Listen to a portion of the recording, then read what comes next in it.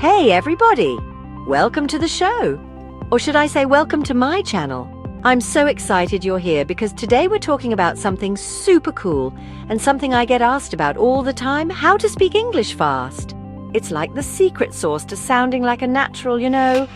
We've got 10 awesome tips that are going to level up your English game. It's going to be fun, I promise. We're talking about tips and tricks that even native speakers use without even realizing it.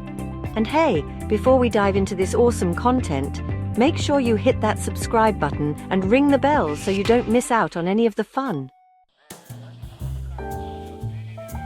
Alright, tip number 1 is all about channeling your inner copycat. In a good way, of course. It's called shadowing.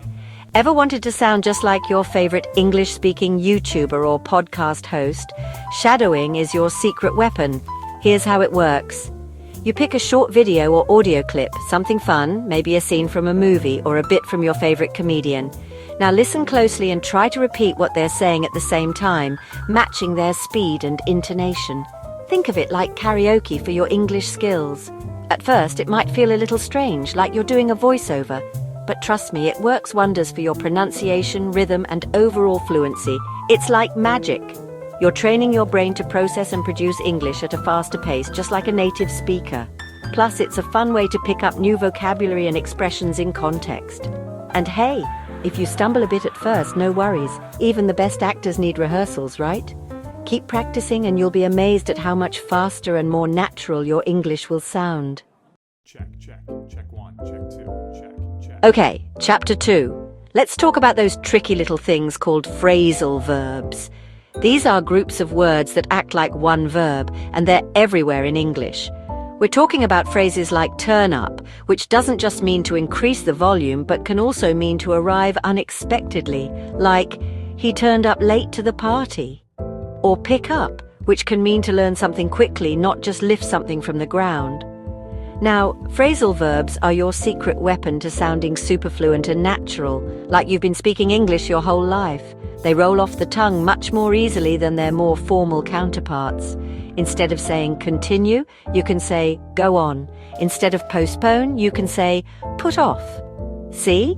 It just sounds more natural and relaxed. The key here is to learn and practice using common phrasal verbs in your everyday conversations. Don't be afraid to experiment with them, even if you make a few mistakes at first. The more you use them, the more natural they'll become.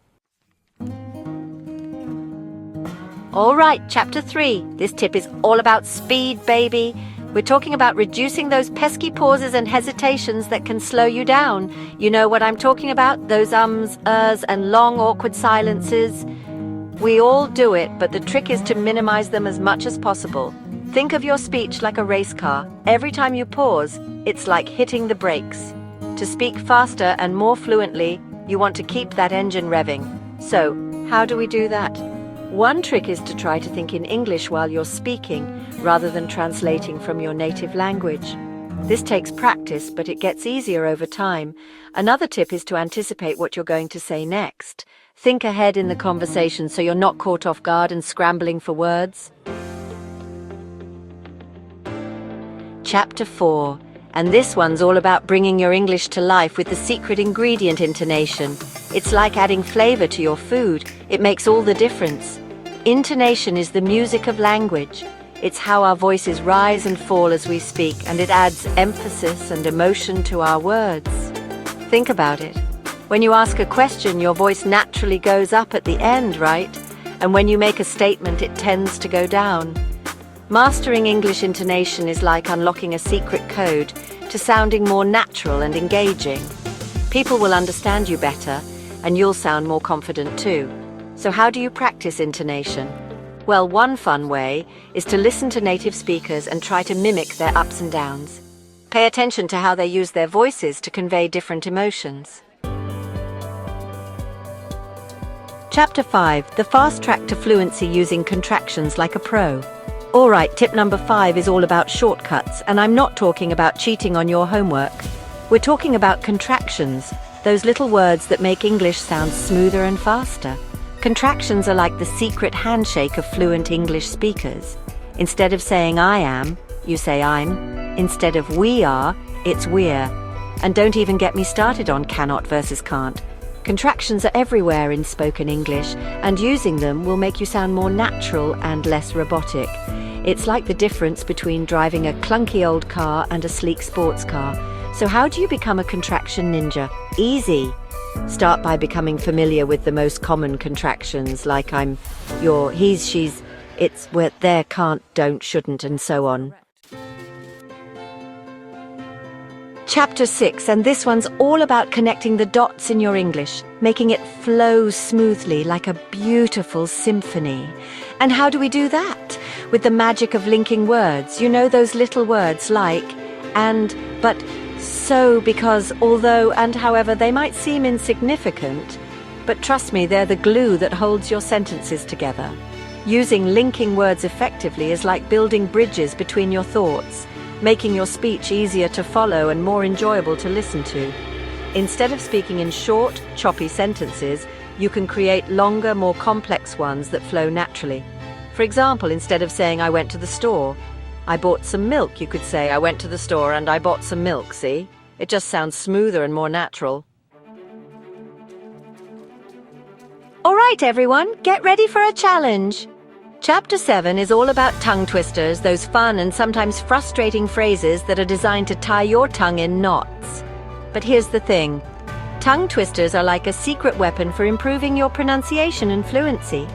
They force you to pay close attention to each sound and syllable, which can help you speak more clearly and confidently.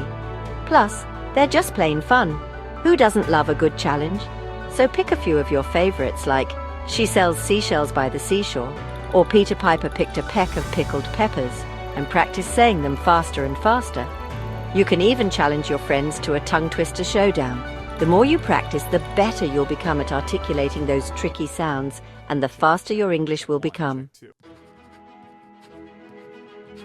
Okay, let's talk efficiency. Chapter 8 is all about mastering those handy shortcuts in English short phrases that can replace longer, more complicated sentences. Think of it like this. Why say it is very easy when you can just say it's a piece of cake? Or why say I'm very tired when you can simply say I'm beat? These short phrases are like little nuggets of wisdom that can convey a lot of meaning in just a few words. They're also incredibly versatile and can be used in a wide range of situations. So how do you build up your arsenal of short phrases? Well, one way is to pay attention to how native speakers use them in everyday conversations. Listen for those common expressions and make a note of them. All right, Chapter 9 might seem a little counterintuitive, but trust me on this one. We're talking about fillers, those little words and sounds like, you know, and well, now, I know what you're thinking. But you just told us to reduce pauses and hesitations. And you're right, I did. But here's the thing. Fillers, when used correctly, can actually make you sound more fluent and natural. Think about it. Even native speakers use fillers all the time, especially when they're thinking about what to say next or trying to buy themselves a little time. It's a natural part of spoken language. The key is to use fillers sparingly and strategically. Don't overdo it, or you'll just end up sounding like you don't know what you're talking about. Instead, use them as a tool to bridge those awkward silences and keep the conversation flowing. All right, we've made it to the final tip, the grand finale, and this one's the most important one of all. Are you ready for it? It's practice, practice, practice. That's right, my friends. The secret to speaking fast English, or any language for that matter, is to practice consistently. Think of it like working out a muscle. The more you use it, the stronger it gets. And the best part is, there are so many fun and easy ways to practice your English speaking skills. You can find a language partner, join a conversation group, or even just talk to yourself in the mirror. The key is to find something you enjoy and stick with it. Make it a part of your daily routine, like brushing your teeth or checking your social media. That's it, everyone. Those are my 10 tips for speaking fast English like a pro. I hope you found these tips helpful and that you feel inspired to put them into practice.